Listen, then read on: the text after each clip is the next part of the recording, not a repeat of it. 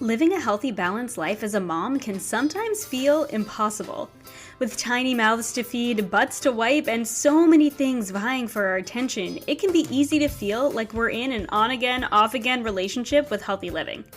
But it doesn't have to feel this way. I believe every mom is a super mom, and you deserve to feel like one too, and you don't have to go on another diet to do it.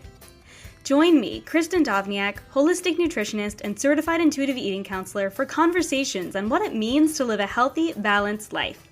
I want to help you uncomplicate eating, improve your relationship with food, and live like the supermama I know you are. Hey friends, welcome back to the Healthy Balanced Mama podcast, and welcome to day 6 of the Healthy Mama Habits Restart. I'm Kristin Dovbniak, and for the first 10 days of the year, we're focusing on creating habits around the life we want to live in 2020.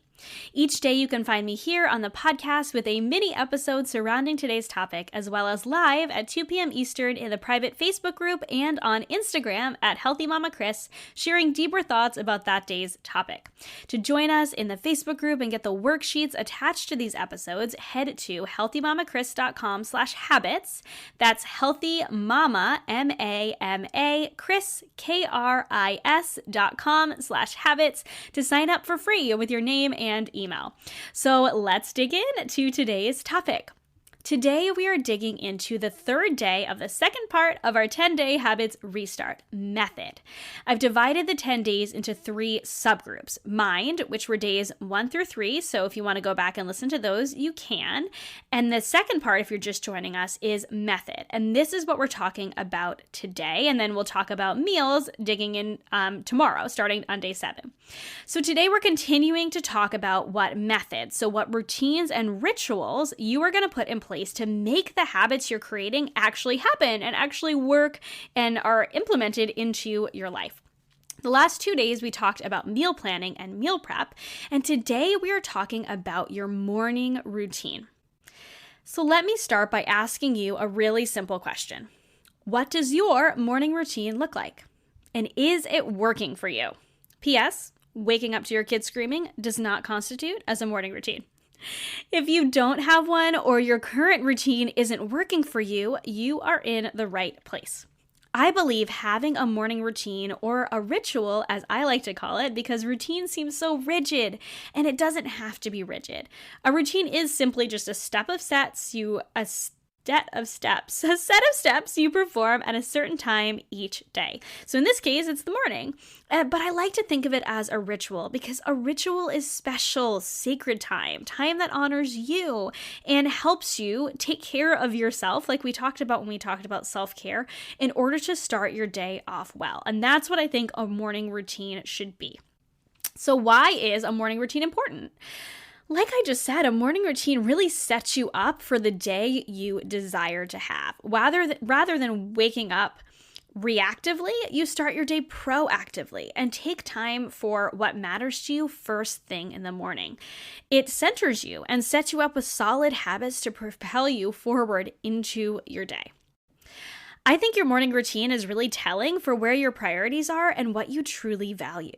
A solid morning routine is a must for a more healthy, balanced day. And it doesn't need to be long or rigid, and you don't need to be a morning person to create a morning routine. This doesn't need to be something that's crazy complicated.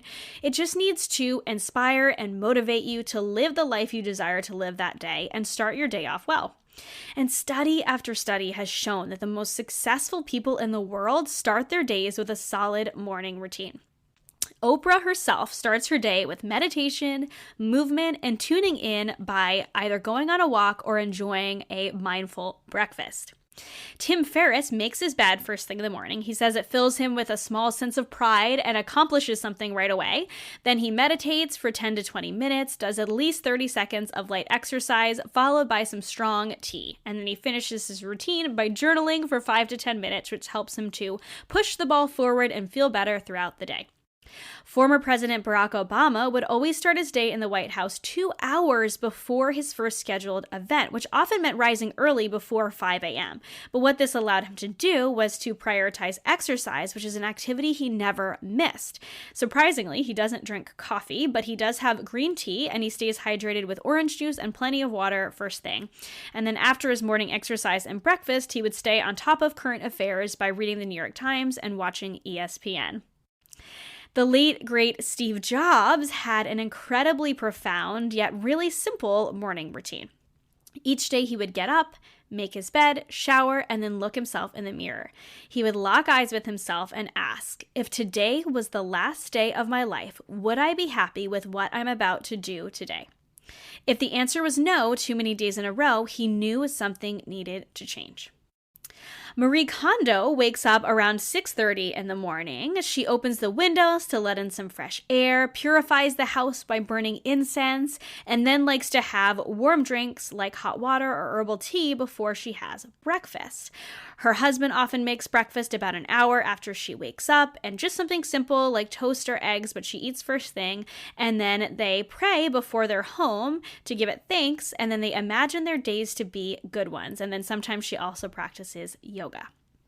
Benjamin Franklin, who is a founding father of the United States, kept to a very tight schedule, and he's talked a lot about schedules and morning routines. He started his day waking up at 4 a.m. until 8 a.m. He would wake, wash, eat breakfast, and think about what he would accomplish for the day.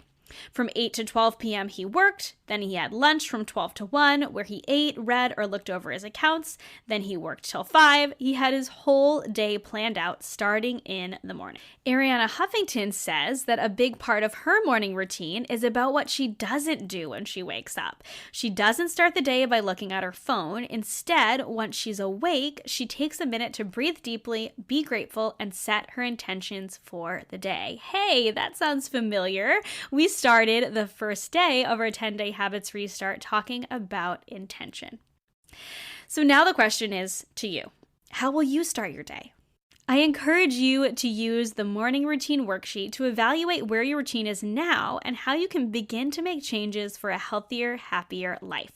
And then join me in the live today to learn simple steps to creating your perfect morning routine.